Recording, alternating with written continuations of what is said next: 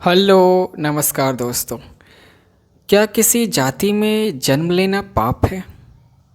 दलितों की एक जाति है जिसे उत्तर प्रदेश में जाटव कहा जाता है और जिसे बिहार में रविदास कहा जाता है। असल में दोनों एक ही जाति है, चमार जाति। आज बात चमार जाति की नहीं करेंगे, चमार शब्द की करेंगे।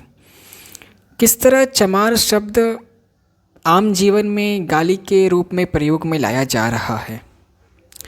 चमार शब्द की बहुत अच्छी व्याख्या संत रविदास जी ने की है।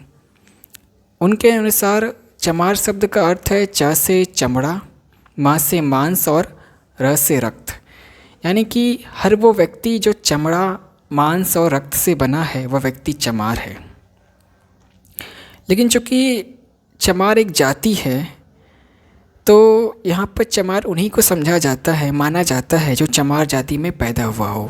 किसी अन्य व्यक्ति को अगर हम चमार बोल देंगे तो वो नाराज़ हो जाएगा, हमको चमार काहे बोल दिया, हम चमार थोड़ी हैं, ऐसा नाराज़ हो जाएगा वो। खैर क्या कर सकते हैं। लेकिन अगर कोई व्यक्ति चमार है तो क्या उसको हमको अपमानित करना चाहिए? लेकिन सभी समाज के लोग उसे अपमानित कर रहे हैं। किस तरह अपमानित कर रहे हैं? चमार शब्द को अपमानित कर कर उन्हें अपमानित कर रहे हैं। चूँकि यह शब्द किसी जाति से जुड़ा हुआ है तो अगर इस शब्द को हम अपमानित करेंगे तो उस जाति का ही अपमान होगा। और ऐसी भाषाओं का प्रयोग सभी समाज के लोग करते हैं। यहाँ तक कि दलित समाज के लोग भी ऐसी भाषाओं का प्रयोग करते हैं जिससे कि चमार जाति के लोगों का अपमान हो। एक तरफ दलित समाज इस बात के लिए खूब दुखी है, खूब रोता है कि हमारे साथ भेदभाव हुआ, हमारे साथ जातिवाद हुआ, हमारे साथ गलत व्यवहार हुआ।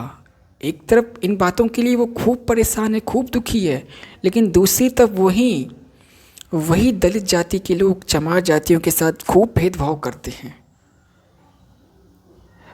उन लोगों को जरा सा इस बात का ध्यान नहीं रहता कि हम भी यह कर इस तरह की बातें कर हम भी किसी के साथ भेदभाव कर रहे हैं। जिस समाज के साथ भेदभाव हुआ वह समाज भी किसी के साथ भेदभाव करने लगता है और उस समय उसको वो याद नहीं आता कि हम जो कर रहे हैं वो भेदभाव है। हम इस शब्द का प्रयोग आम जीवन में किस प्रकार कर रहे हैं? मैंने तो कई बार देखा है अपने गांव घर में कि लोग किस तरह चमार शब्द का प्रयोग एक गाली की तरह कर रहे हैं। मैंने तो खूब देखा है कि हमारे गांव घर में जो छोटे बच्चे होते हैं वो खेलते हैं और खेलते खेलते कुछ गंदी चीज़ों, जैसे कोई मलमूत्र है किसी जानवर का पड़ा हुआ तो उसको छू लेते हैं, गंदी चीज़ों को छू लेते हैं। तो हमारे घर के जो लोग होते हैं वो उनको डांटते हैं। वो कहते हैं कि तुम चमार हो क्या, ये छू रहे हो, तुम क्या चमार हो, ये सब मत करो, ये चमार लोगों का काम है। डायरेक्ट ऐसी बातों का प्रयोग करते हैं। अब वो बच्चा छोटा है, उसके दिमाग में क्या संदेश जाएगा? उसके दिमाग में तो यही संदेश जाएगा कि यह सब काम करना किसी चमार का काम है। गंदी चीज़ें अगर हम छू लेते हैं तो हम चमार कहलाएंगे। और चूँकि छोटे बच्चे के दिमाग में जो बातें बचपन में आ जाती है वो बातें वो मतलब बड़े होने तक भी वही बातें वो याद रखता है। ठंड का मौसम चल रहा है अभी, तो कई लोग नहाते नहीं हैं, मतलब कम नहाते हैं, 10-10 दिन में, 15-15 दिन में नहाते हैं। तो आपने देखा होगा कि लोग बोलते हैं कि तुम नहा नहीं रहा है 10 दिन से, 15 दिन से, तुम चमार है क्या? अरे भाई वो नहीं नहा रहे थे, इसमें चमार कैसे हो गया वो? और चमार शब्द इसमें कहाँ से आ गया? एक आदमी मेरे सामने एक व्यक्ति को बोल रहा था कि ये चमार है। क्यों? क्योंकि ये नहाता नहीं है। मैंने बोला तुमको कैसे पता चला कि ये चमार है? बोलता ये नहाता नहीं है इसलिए ये चमार है। तो मैंने उससे पूछा कि तुमने जाके देखा है चमारों को, चमार जाति के लोगों को, कि वो नहाते नहीं हैं? बोलता नहीं।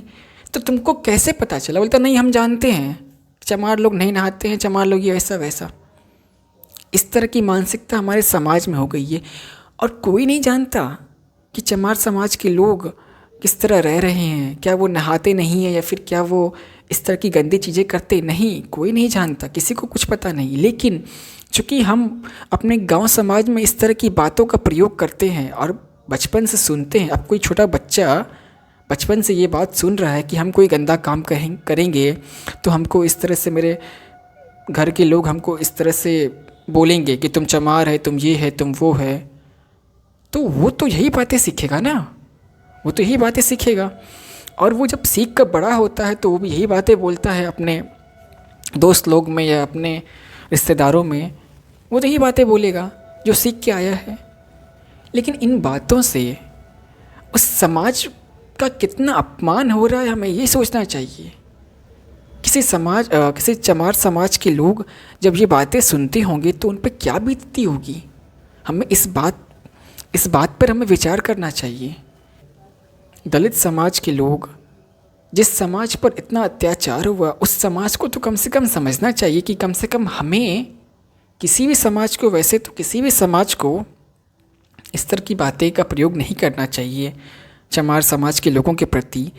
लेकिन चूँकि दलित समाज जब ये कहता है कि हमारे साथ भेदभाव हुआ, तो कम से कम पहले शुरुआत उस समाज को करना चाहिए कि हम सबसे पहले इस तरह की चीज़ों का प्रयोग ना करें, इस तरह की बातों का प्रयोग ना करें।